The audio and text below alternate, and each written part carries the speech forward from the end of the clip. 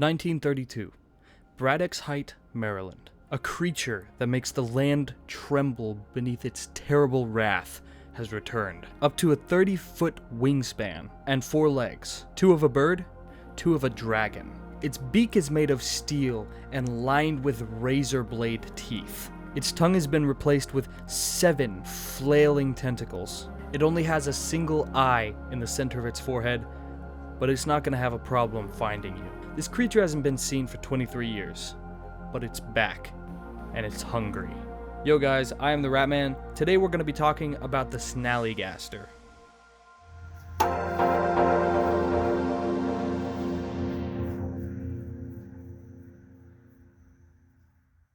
Alright, so first things first, SNALLYGASTER is not to be confused with the SNALLYGASTER. SNALLYGASTER is like a cryptid. The SNALLYGASTER is from the Fearsome Critters collection, which is a whole different ballgame. I actually, while I was searching through newspapers, found an article of a dude roasting the ever-loving goose out of a man for spelling it SNALLYGASTER, when I'm obviously correct, because I spell it SNALLYGASTER.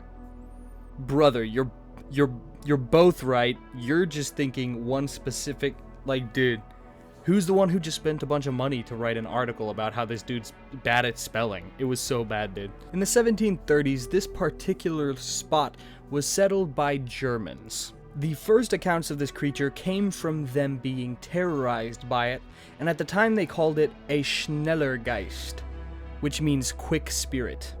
Now, these German folk said that it would swoop down from the night sky completely silently, pick up its prey, and as it was carrying you off, it would drain you of blood with its 7 tentacle tongue sucker things. That's a really bad descriptor. The only thing that kept the SNALLYGASTER away was putting 7 pointed stars on top of roofs of barns or sheds or other paintable structures. Now, the 7-pointed star is a symbol of the Holy Spirit and interconnectedness, and it can also be called the Elven Star or the Fairy Star in other religions or mythologies, and some believe it is connected to the Fey realm. Now, this tells us that either the SNALLYGASTER is afraid of the Feywild, who wouldn't be, or it's demonic in nature, which means any religious weaponry and iconography is a go. Use this information as you need. In the area, you can still find 7-pointed stars painted on tops of some barns. It's so cool, dude. So maybe, if you go to fight a SNALLYGASTER, paint a 7-pointed star, on a shield or your car and run it over. Now, in 1909, tales of the SNALLYGASTER began to resurface. Some people speculate that these tales were fabricated in order to freak out freed slaves, but I'm not so sure. The creature only appeared for 1 year in 1909, and there were newspaper articles written about it. However, it returned 23 years later in 1932, and this time it stuck around for 4 years. Allegedly, scientists speculated that the SNALLYGASTER egg would take about 20 years to actually hatch, and so they think that this current one that appeared 23 years later is the progenitor to the one that had appeared in 1909. Now, I found some newspaper articles from 1932, 33, and 35 documenting the terrors that this new SNALLYGASTER had enacted on certain people. It moved into the Sugarloaf Mountain near Braddock Heights, Frederick County, Maryland. It lived on a cave and feasted on black people. Not because it was racist or anything, just because the cave happened to be next to a town of darker colored folks. The headline reads, "Sleeping SNALLYGASTER snores serenely in Sugarloaf, Sunday, 7 snares set." You can tell that they were having fun with this article. "Winged Bovalopus frightens 10 as hunters spy him in his den. Open season on monster called, and countryside is appalled. Last seen 23 years ago, lives on colored men, don't you know?"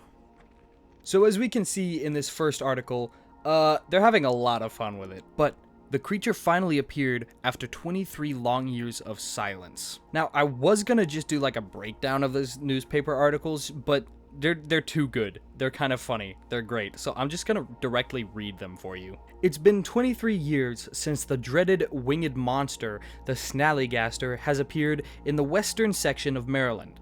with a spread of at least 30 feet reaching out as tentacles like some prehistoric inhabitant of the Miocene age. The snallygaster, or winged Vovolopus, has been seen by 20 residents, 40 people, of Washington, Frederick, and Upper Montgomery counties within the past 2 weeks.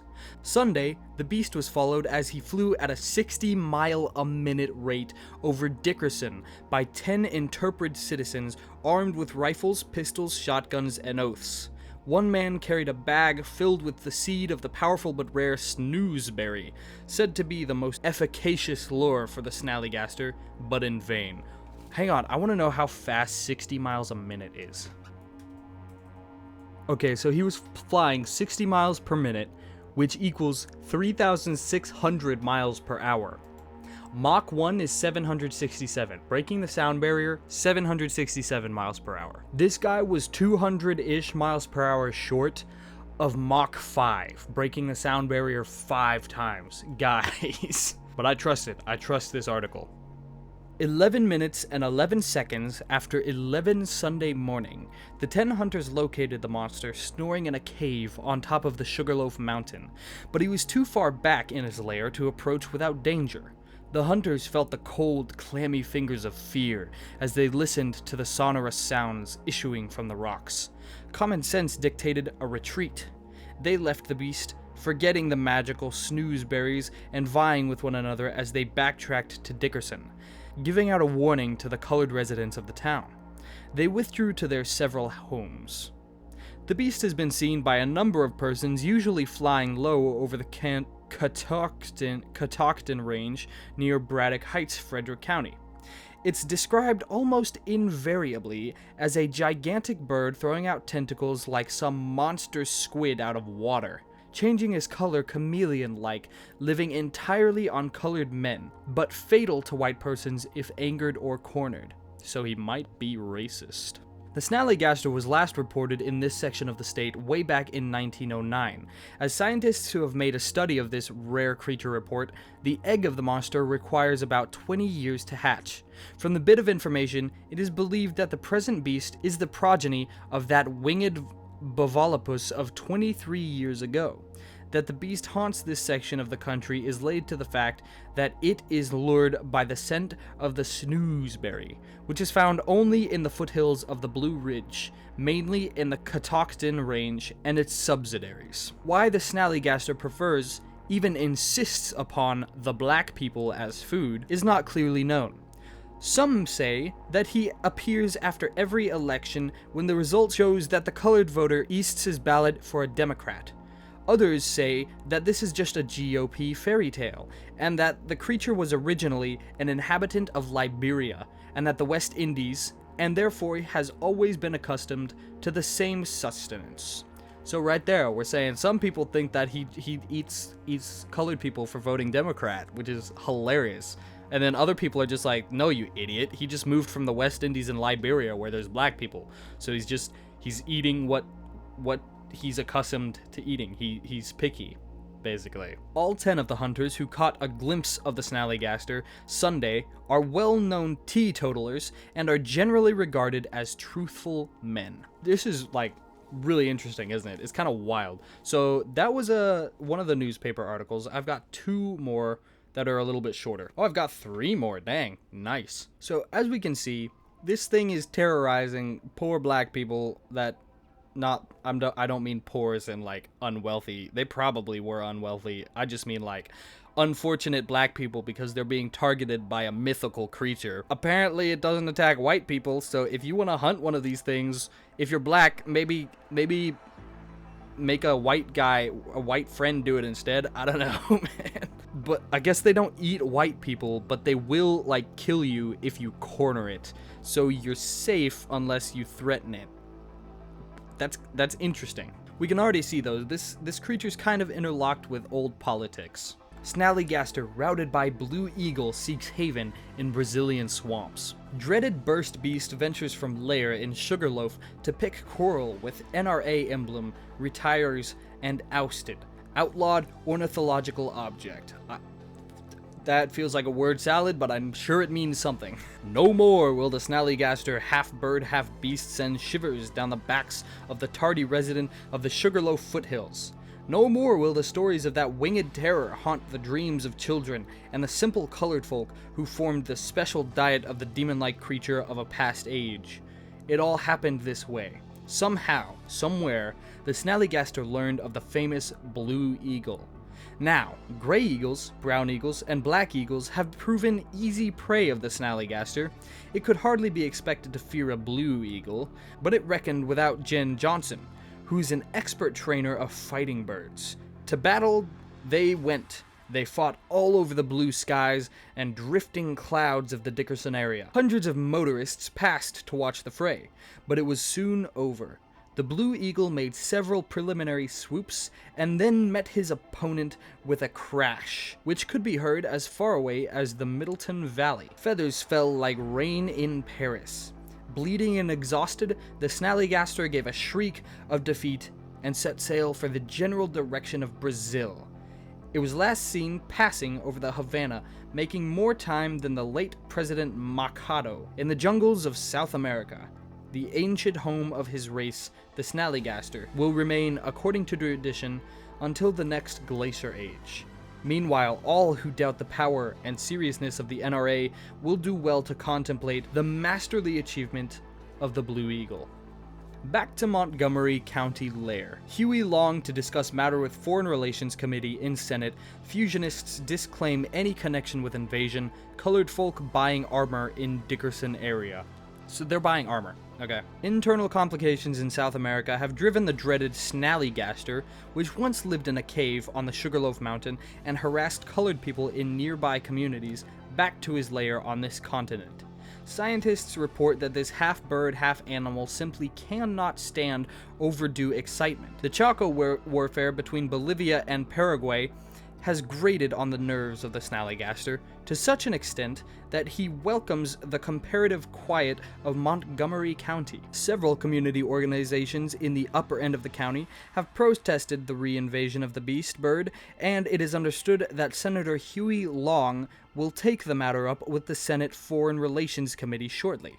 Senator Long has always contended that the snallygaster had much right to settle on the Sugarloaf as the Blue Eagle, which it will be remembered sent the snallygaster a kidding in a duel over a year ago. I tried finding what the heck a Blue Eagle was, but I couldn't. I didn't have enough time. I could go looking again if you're interested, or if you know anything about blue eagles, go ahead and leave it in the comments down below. The Kingfish has gone so far as to say that he believes the Dickerson Portmaster is in cahoots with the federal customs. The Fusionists disclaim any connection with the return of the strange creature, and Democrats are just as adamant in protecting the charge that the plan to smuggle in the snallygaster was brought about by the organization to embarrass the county commissioners. The colored people around Dickerson are not taking any chances. They're buying up old iron and making suits of armor to protect themselves against the terrible claws of this powerful monster who takes a strange delight in catching and devouring black persons. Meanwhile, a special posse has been organized under the CWA and is scouring the rocks and bushes back of Dickerson. Even as we go to press, the monster may be writhing in his death agony or taking wing to Louisiana or some other foreign country to escape the persecution of righteously indignant men and women. So the plot develops, the plot thickens. Black people are forging their own freaking armor out of iron to protect themselves from the snallygaster, and they're about to go on a mythical bird hunt. We hear about the snallygaster being chased away by something called the Blue Eagle. Okay, so we've got the first article, the second article, and the third article. The snallygaster was hatched, supposedly, from the one in 1909. It began terrorizing people for years. The snallygaster fought for 4 years, until eventually it was warded off by an extremely high-trained Blue Eagle. It went to Brazil for a year, and then it came back and continued to eat black people. These black people became very savvy and started just like forging their own iron weaponry and armor in order to go hunt this creature down. Now we get to the last and final article. Middletown Valley man kills strange bird. Residents of Pleasant Walk in the northern section of Middletown Valley have been much excited during the past week over the identity of a large, strange bird which was shot and killed by Edward Lewis. Some of the persons who saw the bird expressed the belief that it is the offspring of the dreaded snallygaster, which appeared in this section in November 1932. Despite the fact that the scientists claim it requires from 20 to 25 years for a snallygaster egg to hatch. Those who believe that the young monster is a small snallygaster claim that the unusual heat of the present summer caused one of the eggs to hatch prematurely. According to Mr. Lewis, he had been missing chickens from his flock for some time, and kept a watch for the bird, which was 4.5 feet tall and measured 6 feet from tip to tip of wing. Its bill was 4 inches in length. The bird had speckled feathers. Mr. Lewis also stated that even after the bird had been shot and badly wounded, it made an attempt to attack one of his children, and it was necessary to fire a second shot in order to save the child from the clutches of the monster. So, what we can assume happened here is the snallygaster eventually, just like its parent did, retired into the cave, a deep slumber, roosting on its nest in order to hatch a new child. Now, for whatever reason, this new snallygaster was born prematurely, and as soon as it came out of the mountain, it started stealing some guy's chickens, it almost ate his kid, and he shot it twice and it died, thus ending the story of the snallygaster. Now, this creature was insanely publicized, and it was believed by, so many people. It was posed as common knowledge. It's not a debatable thing whether this exists or not. Scientists have studied it. All this jazz, right? Everyone believed in this thing. The Smithsonian offered a reward to the man who could kill it and bring in its hide. And get this, President Theodore Roosevelt was considering postponing an Australian safari so that he could personally hunt the snallygaster himself. Roosevelt for the win. Now, we see that the snallygaster was chased off by the highly trained blue eagle, but it's also of note that it is said to be mortal enemies with the deweo, which is a bipedal wolf creature. They apparently had extreme combat with each other, dating all the way back to the early settlement of Middletown Valley, Maryland in the 1780s. Alright, that is it for this video. If you guys enjoyed it, please make sure to give a thumbs up. It helps very much. If you like this type of content, subscribe to the channel. This is what I do here. If we reach 500 subscribers by the end of 2025, I will go on a cryptid hunt. I'll hunt down a cryptid.